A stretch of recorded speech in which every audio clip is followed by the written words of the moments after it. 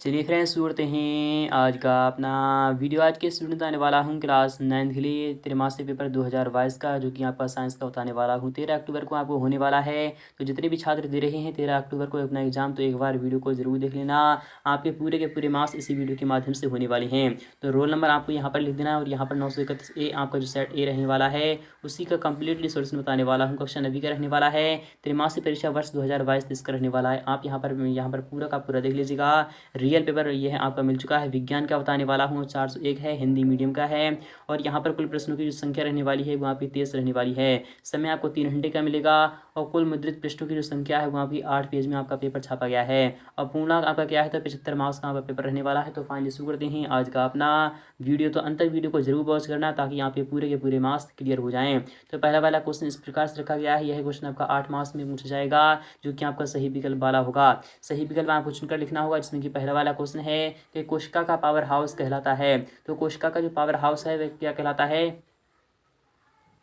तो पहला वाला ऑप्शन आपका सही हो जाएगा कि माइटोकॉन्ड्रिया को क्या कहते हैं, तो कोशिका का पावर हाउस किसे कहते हैं, तो माइटोकॉन्ड्रिया को कहते हैं। आपका विकल्प पहला वाला ही बिल्कुल सही हो जाएगा। इसी प्रकार से सेकंड वाली क्वेश्चन की बात करें कि निम्नलिखित में से कौन सा रासायनिक परिवर्तन नहीं है। क्या बर्फ का पिघलना रासायनिक परिवर्तन नहीं है, या फिर दूध से दही बनना, या फिर बुरादे का बनना, या फिर इनमें से कोई नहीं। तो आपका जो आंसर हो जाएगा वह कौन सा हो जाएगा, तो आपको बताते चलूँ यहाँ पर जो आंसर हो जाएगा वह क्या हो जाएगा, तो बर्फ का पिघलना। तो ये आपका यह क्या है, तो आपका ये तो सभी रासायनिक है और ये भी आपका रासायनिक है। तो आपका विकल्प यहाँ पर आ जाएगा बुरादे का बनना। ठीक है, विकल्प यहाँ पर ग वाला बिल्कुल सही हो जाएगा। इसी प्रकार से बात करें नेक्स्ट वाले क्वेश्चन की। यहाँ पर कह रहा है कि घर्षण यहाँ पर क्या कह रहा है, आपको देख लेना है। यहाँ पर क्या कह रहा है आपको ध्यान में रखना है। यहाँ पर क्या है, घर्षण बल सदैव वस्तु की गति का प्रतिरोध करता है, या फिर आपका संतुलन करता है, या फिर आपका बढ़ाता है, या फिर कोई प्रभाव नहीं डालता है। तो सदैव वस्तु की गति का प्रतिरोध करता है, अर्थात आपका विकल्प का वाला सही हो जाएगा। इसी प्रकार से फोर्थ वाला क्वेश्चन है कि त्वरण का सही मात्रक क्या होता है, तो मीटर यानी मीटर प्रति सेकंड स्क्वायर होता है, अर्थात आपका एम एस इनवर्स स्क्वायर होता है। आपका विकल्प यहाँ पर गवारा सही हो जाएगा। तो आई होप आप समझ में आ चुका होगा। यहाँ पर क्वेश्चन 5 की बात करें तो इस प्रकार से रखा गया है कि समसूत्री विभाजन में एक कोशिका से कितनी संतति कोशिकाएं बनती हैं। तो आपका आंसर आ जाएगा 2 बनती हैं। कितनी बनती हैं, दो बनती हैं। आपका विकल्प यहाँ पर सेकंड वाला आ जाएगा। शुष्क बर्फ जो होता है वो क्या होता है, तो ठोस कार्बन डाइऑक्साइड को हम शुष्क बर्फ कहते हैं। आपका का वाला ऑप्शन सही हो जाएगा। और तापमान बढ़ जाने पर पदार्थ के कणों की जो गति पर क्या प्रभाव पड़ता है, तो पदार्थ की जो कणों की जो गति होती है वो बढ़ जाती है। आपका विकल्प यहाँ पर ग वाला सही हो जाएगा।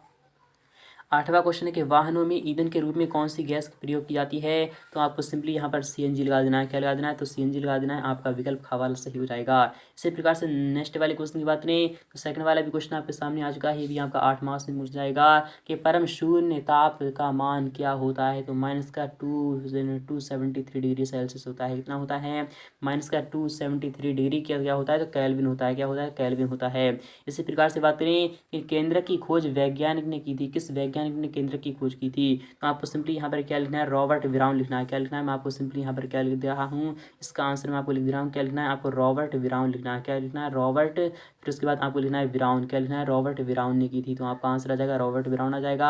और वेग परिवर्तन दर को हम क्या कहते हैं, तो वेग परिवर्तन दर को क्या कहते हैं, तो त्वरण कहते हैं। क्या कहते हैं, एक्सेलरेशन के त्वरण कहते हैं। आपका आंसर आ जाएगा त्वरण। इसी प्रकार से फोर्थ वाले क्वेश्चन की बात करें कि बल का सही मात्रक क्या होता है, तो आपको सिंपली यहाँ पर क्या लगा देना है, तो न्यूटन लगा देना है। क्या लगा देना है, तो न्यूटन लगा देना है। और किसी वस्तु का जड़त्व की माप होता है। किसी वस्तु का जो द्रव्यमान होता है तो उस वस्तु की क्या होता है, तो जड़त्व का मान होता है, इनकी द्रव्यमान। आपको सिंपली यहाँ पर क्या लिख देना है, तो मास इनकी द्रव्यमान लगा देना है। क्या लगा देना है, तो आपको सिंपली यहाँ पर क्या लगा देना है, द्रव्यमान लगा देना है। ओके, यहाँ पर है क्रोमोसोम डीएनए तथा आरएनए के बनी होती हैं। किसके बनी होती हैं, डीएनए तथा किसके बनी होती हैं, तो प्रोटीन के बनी होती हैं। किसके बनी होती हैं, डीएनए तथा प्रोटीन के बनी होती हैं। आपको सिंपली यहाँ पर प्रोटीन लगा देना है। संरचना तथा कार्य में समान कोशिकाओं का जो समूह होता है वो क्या कहलाता है, तो संरचना तथा कार्य में समान कोशिकाओं का जो समूह होता है तो वो क्या कहलाता है, आपको बताना है। उसके बारे में आपको बताना है। क्लोरोप्लास्ट या फिर क्या कहलाता है, संरचना तथा कार्य में समान कोशिकाओं का समूह। 8वां क्वेश्चन है कि ऐसे विभज्य ऊतक ऊतक को शीर्ष में पाए जाते हैं। विभज्य ऊतक ऊतक कहलाते हैं। कैसे कहलाते हैं, शीर्षस्थ। आपको सिंपली यहाँ पर जो आंसर हो जाएगा तो शीर्षस्थ हो जाएगा। क्या हो जाएगा, शीर्षस्थ हो जाएगा। यही आपका आंसर है। यहाँ पर बात करें थर्ड वाले क्वेश्चन की तो थर्ड वाला भी क्वेश्चन आपके सामने आ चुका है आपकी स्क्रीन पर। यह क्वेश्चन भी आपका 8 मार्क्स में पूछ जाएगा कि सही और या बनाइए मैच द कॉलम, आपको मिलान करना होगा। तो न्यूटन जो होता है, न्यूटन के गति के नियम है, किसके हैं? न्यूटन के गति के नियम। न्यूटन ने जो दिए थे वो गति के नियम दिए थे। और यहाँ पर है कोशिका भित्ति जो होती है वो किसकी बनी होती है? तो कोशिका भित्ति जो होती है वो सेल्यूलोज की बनी होती है। किसकी बनी होती है? तो सेल्यूलोज की बनी होती है। प्रकाश संश्लेषण जो होता है, तो प्रकाश संश्लेषण जो होता है वह क्या होता है? प्रकाश संश्लेषण जो होता है मैं आपको बता रहा हूँ, लोहे में जंग लगना। लोहे में जंग लगना यह क्या है? तो ये रासायनिक परिवर्तन है। क्या है? तो रासायनिक परिवर्तन है। लोहे में जंग लगना रासायनिक परिवर्तन है। कोशिका की खोज रॉबर्ट हुक ने की थी। और यहाँ पर बात करें कि चंद्रमा क्या है, तो चंद्रमा आपको पता है चंद्रमा क्या है? तो वृत्तीय गति करता है। क्या करता है? वृत्तीय गति करता है चंद्रमा।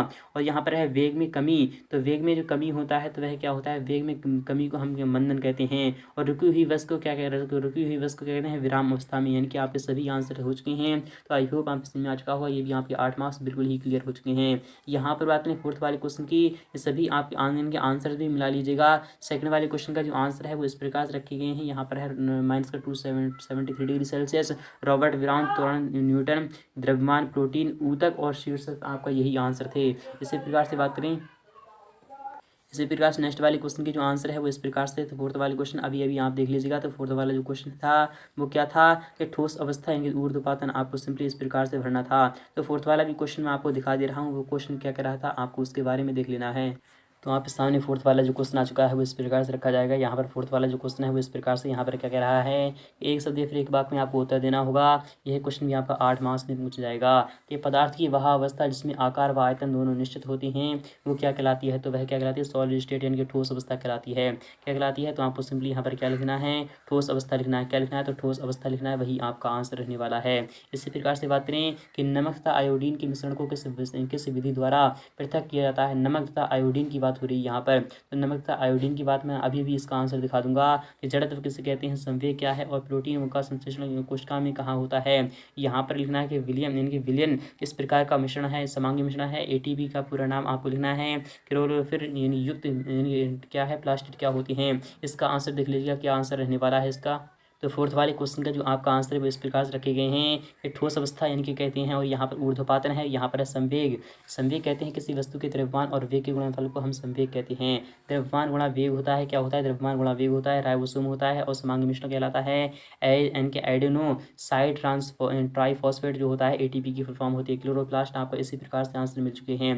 पांचवें क्वेश्चन की बात करें वो इस प्रकार से रखा जाएगा कि प्रोटीन का संश्लेषण कोशिका में कहाँ पर होता है। यहाँ पर इस प्रकार से आपके सभी क्वेश्चन आपको मिल चुके हैं। यहाँ पर पांचवें क्वेश्चन की बात करें कि भौतिक परिवर्तन क्या किसे कहते हैं। एक एग्जाम्पल आपको देना होगा। रासायनिक परिवर्तन क्या होती हैं, आपको एग्जाम्पल देना होगा। भौतिक परिवर्तन क्या होता है? जिसमें कि पदार्थ अपनी दूसरी अवस्था में पहुँच जाए तथा पुनः कभी भी वह उस अवस्था में ना आए, उसे हम क्या कहते हैं? उसे हम रासायनिक परिवर्तन कहते हैं। और भौतिक परिवर्तन क्या होता है? तो भौतिक परिवर्तन वो होता है जो एक बार हो जाए तो वह पुनः अपनी अवस्था में ना आ सके, उसे हम क्या कहते हैं? भौतिक परिवर्तन कहते हैं। जैसे कि क्या होता है, गिलास का टूटना भौतिक परिवर्तन कहलाता है। आपको एग्जाम्पल समझ में आ चुका हो। यह क्वेश्चन आपका 2 मार्क्स का था। यहाँ पर है कि पदार्थ से क्या समझते हैं कि हर वह वस्तु जो हमें दिखाई देती है पदार्थ कहलाती है। गलनांक से आप क्या समझते हैं? ऐसा इनके वह तापक्रम जहाँ पर कोई वस्तु गलने लगती है अर्थात वह गलनांक कहलाता है। यहाँ पर बात करें वेग में चाल में कोई दो अंतर आपको स्पष्ट करना है। इसी प्रकार से बात करें 8वें क्वेश्चन की, वो भी देख लीजिएगा। इस प्रकार से आपके सभी क्वेश्चन रखे गए हैं। तो आई होप आपको समझ में आ रहा होगा। इसके बाद के सॉल्यूशन मैं आपको नेक्स्ट पार्ट में दिखा दूंगा। तो मिलते हैं नेक्स्ट पार्ट में, तब तक के लिए थैंक यू।